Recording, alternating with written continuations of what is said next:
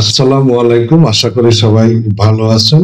আপনারা জানেন ইউক্রেন মূলত ইউরোপীয় ইউনিয়নের অন্তর্ভুক্ত একটি দেশ এবং দীর্ঘ 3 বছর ধরে ইউক্রেন রাশিয়া যুদ্ধ চলছে এবং এই ইউক্রেন রাশিয়া যুদ্ধের আসলে মেন কারিগর হচ্ছে মার্কিন যুক্তরাষ্ট্র বা আমেরিকা। বিশেষ করে আমেরিকার এর আগের যিনি প্রেসিডেন্ট জো বাইডেন অর্থ দিয়ে অস্ত্র দিয়ে ইউক্রেনকে উৎসাহিত করে এই যুদ্ধটা আসলে দীর্ঘায়িত করেছে। কিন্তু জো বাইডেন আসলে গত নির্বাচনে বিদায় নিলে যে মার্কিন যুক্তরাষ্ট্রের নতুন প্রেসিডেন্ট ডোনাল্ড ট্রাম্প উনি এসে এই ইউক্রেন রাশিয়ার যুদ্ধ আসলে বন্ধের জন্য বিভিন্ন চেষ্টা করে এবং উনি এক এক সময় এক এক কথা বলেছেন। কখনো ইউক্রেনের যে প্রেসিডেন্ট ওনাকে স্বৈরাচার বলেছেন এবং গত 2 দিন আগে আমেরিকাতে মার্কিন যুক্তরাষ্ট্রের প্রেসিডেন্ট ডোনাল্ড ট্রাম্প এবং জেলেনস্কির মধ্যে যে একটা বৈঠক ছিল, সেই বৈঠকে উভয় পক্ষের আসলে উত্তপ্ত বাক্য বিনিময়ে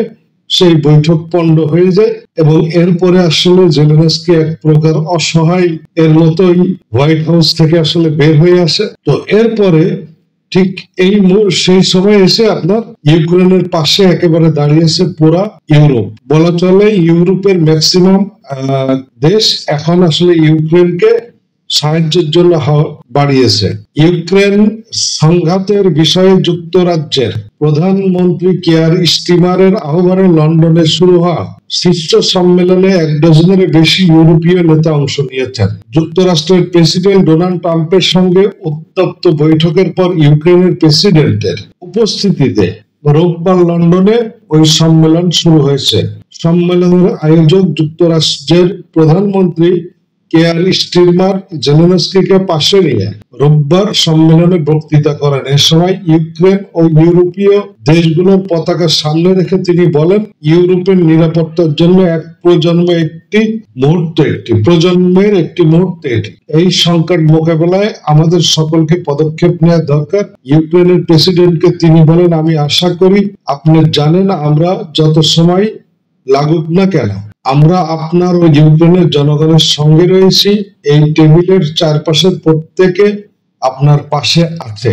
আমাদের সকলের সুবিধায় শান্তির জন্য এই বৈঠক থেকে যেসব পদক্ষেপ আসবে সেই বিষয়ে আমাদের ঐক্যমতে পৌঁছাতে হবে। ব্রিটিশ প্রধানমন্ত্রী স্টারমার, কানাডার প্রধানমন্ত্রী জাস্টিন ট্রুডো এবং ন্যাটোর মহাসচিব মার্ক রুট সহ ইউরোপের আরো 18 শীর্ষ নেতা লন্ডনে জেলেনস্কিকে স্বাগত জানান। ফরাসি বার্তা সংস্থা এএফপি বলছে, ওভাল অফিসে মার্কিন প্রেসিডেন্ট ডোনাল্ড ট্রাম্পের সঙ্গে শুক্রবার জেলেনস্কির উত্তপ্ত বৈঠকের একেবারে বিপরীত দৃশ্য দেখা গেছে লন্ডনে। ওভাল অফিসে মার্কিন প্রেসিডেন্ট জো বাইডেন, মার্কিন প্রেসিডেন্ট ট্রাম্প ও ভাইস প্রেসিডেন্ট জেডি ভ্যান্সের সঙ্গে জেলেনস্কির উত্তপ্ত বাক্য বিনিময়ের পর আকস্মিক বৈঠক স্থল ত্যাগের পর ইউরোপে পৌঁছেছেন জেলেনস্কি। সেখানে ইউরোপের বিভিন্ন দেশের নেতারা ইউক্রেনের যুদ্ধের বিষয়ে শান্ত পরিকল্পনা করেছেন বলে জানিয়েছেন। সম্মেলনে ইতালির প্রধানমন্ত্রী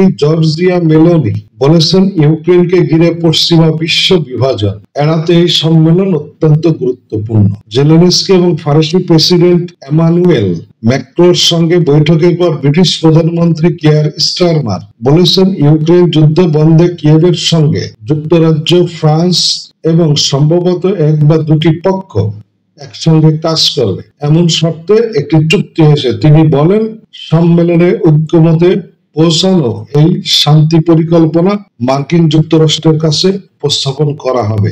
বিবিসির লরা কুইন্সবার্গকে স্টারমার বলেন, আমি মনে করি আমরা সঠিক একটি পদক্ষেপ পেয়েছি। তিনি বলেন, আমাদের এমন একটি উপায় খুঁজে বের করতে হবে যাতে আমরা সকলে একসঙ্গে কাজ করতে পারি, কারণ শেষ পর্যন্ত আমরা 3 বছরের রক্তাক্ত সংঘাত দেখেছি।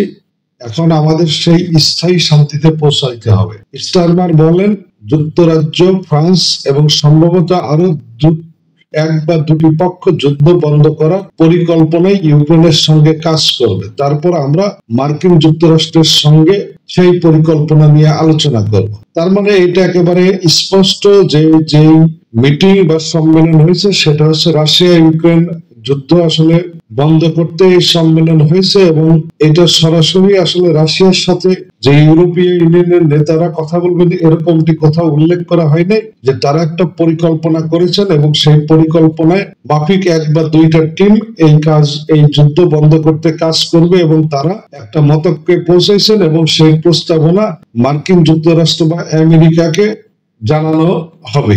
তো এই হচ্ছে আসলে মূল ঘটনা। তবে যেহেতু এখানে ন্যাটোর মহাসচিব ছিল, তারপরে বেশ প্রভাবশালী প্রায় 17-18 জন নেতা ছিল, তো আশা করা যায় যে এবার হয়তো এই যুদ্ধ বন্ধের একটা সুরাহা হবে, অথবা এটা তৃতীয় বিশ্বযুদ্ধ লেগে যাওয়ার সম্ভাবনা। যদি ইউরোপীয় ইউনিয়নের নেতারা আসলে এই যুদ্ধ বন্ধ করতে না পারে, সেক্ষেত্রে ধরা হচ্ছে যে ইউরোপীয় ইউনিয়নের অধিকাংশ দেশগুলো ইউক্রেনকে আবার অর্থ এবং যেই অস্ত্র সহায়তা দিয়ে এই যুদ্ধ আরো দীর্ঘায়িত করবে। ইতিমধ্যে কিন্তু যুক্তরাষ্ট্র ইউক্রেনকে $2.26 বিলিয়ন কিন্তু তারা অর্থ সহায়তা দেওয়ার ঘোষণা দিয়েছেন এবং একটা চুক্তি স্বাক্ষরিত হয়েছে। আমরা আসলে অপেক্ষা করি যে ইউক্রেনের ভাগ্যে আসলে কি ঘটতে যাচ্ছে। ভালো থাকবেন সবাই।